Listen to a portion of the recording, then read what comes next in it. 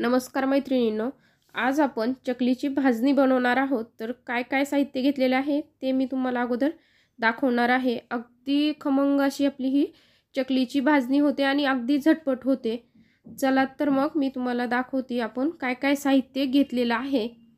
तर इथे की नाही मी 1 किलो तांदूळ घेतलेले आहेत। वाटीने म्हणाल तर 4 वाट्या हे तांदूळ आहेत।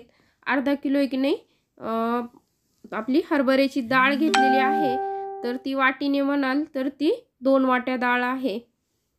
तर पाहू शकता 2 चमचे ओवा घेतलाय, 2 चमचे जिरे घेतलेत आणि हे पावशर पोहे घेतलेले आहेत। ते 1 वाटीने 1 भरतात आणि 100 ग्रॅम धने आणि 1 वाटी उडदाची डाळ, 1 वाटी मुगाची डाळ आणि अगदी अर्धी वाटी साबुदाणा घेतलेला आहे। मुगाची डाळ व उडदाची डाळ की नाही ही म्हणजे 250 ग्रॅम आहे। तर पाहू शकता हे एवढं आपण साहित्य घेतले। आता हे साहित्य की नाही आपण अगदी खमंग असं आपण भाजून घेणार आहोत।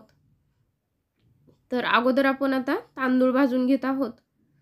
अगदी तांदूळ पण आपल्याला अगदी काय म्हणतात अगदी गरम वगैरे करायचे नाहीये, चांगले असे खरपूस भाजून घ्यायचे आहेत।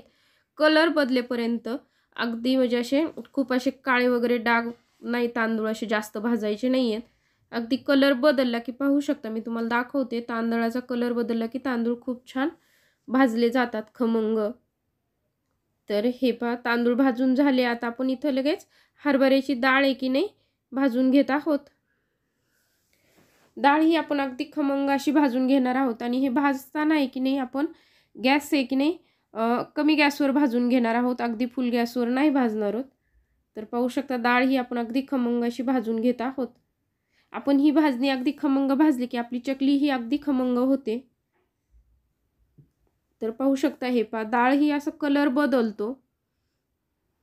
तर पाहू शकता डाळ ही भाजून झालेली आहे। आता आपण इथे की नाही मुगाची डाळ भाजून घेणार आहोत।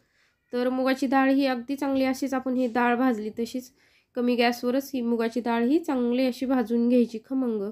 आणि महत्त्वाची गोष्ट मला सांगायची राहिली म्हणजे हे सगळं साहित्य आहे की नाही मी एका कॉटनच्या कपड्याने एक नाही असं डाळ वगैरे हे सगळं पुसून घेतलेलं आहे। थोडंसं असा पाण्याचा असा थोडंसं शिंपडायचं त्यावरती आणि हे पुसून घ्यायचं, धुवायची वगैरे काही गरज नाही। तर पाहू शकता डाळ ही भाजून झालेली आहे। आता काढून घेऊया। आता इथे एक नाही आपण ही उडदाची डाळ भाजून घेत आहोत। तीही अगदी खमंग अशी आपण ही उडदाची डाळ भाजून घेणार आहोत। ही आपण या प्रकारे भाजणी बनवली ना आपली चकली अगदी खुसखुशीत आणि खाण्यासाठी खूप चविष्ट होते। तर पाहू शकता डाळ ही भाजून झाली आहे। आता इथे एक नाही हा साबुदाणा भाजून घ्यायचा आहे। साबुदाण्याचं प्रमाण कधीही जास्त करायचं नाही, आपलं जे सांगितलंय तेवढंच घ्यायचं म्हणजे मग आपली चकली की नाही खूप छान होते। तर साबुदाणाही चांगला असा भाजून घ्यायचा आहे। हे पहा अगदी थोडासा साबुदाणा लगेच भाजतो आणि भाजलंही हे कसं थंड झाल्यानंतर पाहू शकता तुम्ही तोंडामध्ये टाकून अगदी कुरुम कुरुम लागतं की चांगलं भाजलेलं आहे हे समजतं। भाजल्याच्या नंतर कधीही असं स्टीलच्या किंवा कोणत्याही भांड्यामध्ये ही भाजणी काढण्यापेक्षा एक कॉटनचा कपडा म्हणजे एखादी ओढणी वगैरे अंथरायची आणि त्यावर हे भाजणी सगळं गार करण्यासाठी ठेवायची। मी तुम्हाला दाखवतेच, मी हे सगळं भाजलेलं साहित्य आहे की नाही एका कॉटनच्या कपड्यावरती गार करायला ठेवलेलं आहे, म्हणजे असं त्यावरती टाकलेलं आहे। तर हे पहा साबुदाणाही भाजून झालेला आहे। आता मी काढून घेत आहे। तर आता इथे की नाही आपण पोहे भाजून घेणार आहोत। अगदी कुरकुरीत असे हे पोहे आपण भाजून घेणार आहोत चांगले। आणि कोणतीही गोष्ट आपण जर कमी गॅसवर केलं तर ते म्हणजे छान होती भाजणी। आपण फुल गॅसवर केली तर काळे वगैरे डाग पडतात, आपण भाजणीला म्हणतो तसं, किंवा नंतर मग काय होतं आपल्या भाजणीमधून असा करपट वास येतो। त्यामुळे भाजणी करताना कधीही कमी गॅसवरच करायची। तर पाहू शकता अगदी खमंग असे आता हे पोहेही आपले भाजलेले आहेत।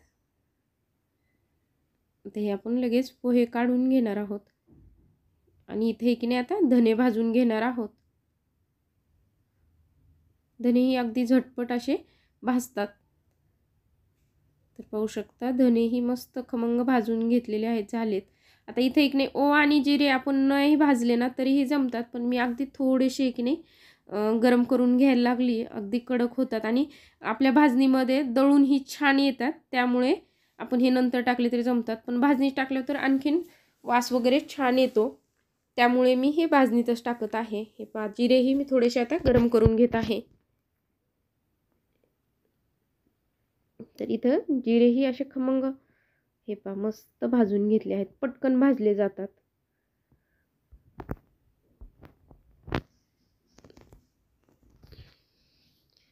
अगदी मस्त अशी आता आपली जिरे हे झाले की आपली भाजणी तयार आहे. आता मी तुम्हाला दाखवतेच मी कसं अगदी एका कॉटनच्या कपड्यावरती ही सगळी भाजणी इकडे थंड करायला ठेवलेली आहे. किती झटपट आपली भाजणी तयार होते पाहू शकता. मी एका कॉटनच्या कपड्यावरती अशी थंड करण्यासाठी सगळं भाजून घेतल्यावर ठेवलेलं आहे. आणि हे आपलं अगदी थंड झाल्याच्या नंतर ही भाजणी इकडे आपण गिरणीमधनं दळून आणायची. दळून आणताना महत्त्वाची काळजी घ्यायची म्हणजे ही दळून आणताना अगदी मैद्यासारखी दळून आणायची नाही. जसं आपलं ज्वारीचं बाजरीचं पीठ आपण दळून आणतो की नाही, त्याप्रमाणे ही भाजणी इकडे दळून आणायची. म्हणजे आपली चकली की नाही अगदी जर बारीक दळलीस तर ती चिकट होते, आणि अगदी आपण असं जसं बाजरीच्या ज्वारीच्या भाकरीसारखं दळलं तर मग आपली चकली खूप खुसखुशीत, खूप छान आणि तिला खूप मस्त असे काटे पडतात. तर पाहू शकताय अगदी मस्त आणि सोप्या पद्धतीने ही चकलीची भाजणी की नाही तयार झालेली आहे. हे पहा, आता ही भाजणी की नाही सगळी मिक्स करून घ्यायची व्यवस्थित, आणि एका कोणत्याही चक्कीमधनं ही भाजणी आता दळून आणायची. दळून आणल्याच्या नंतर पुढचा व्हिडिओ मी तुम्हाला शेअर करणारच आहे. चकली कशी होते, काय होते, ती कशी बनवायची, तर तोही माझ्या चॅनलवर मी अपलोड करणारच आहे. तोही तुम्ही नक्की पहा. आणि चकलीची भाजणी कशी वाटली हे नक्की कमेंटमध्ये सांगा. मला माझे व्हिडिओ कसे वाटताय हेही कमेंटमध्ये सांगा.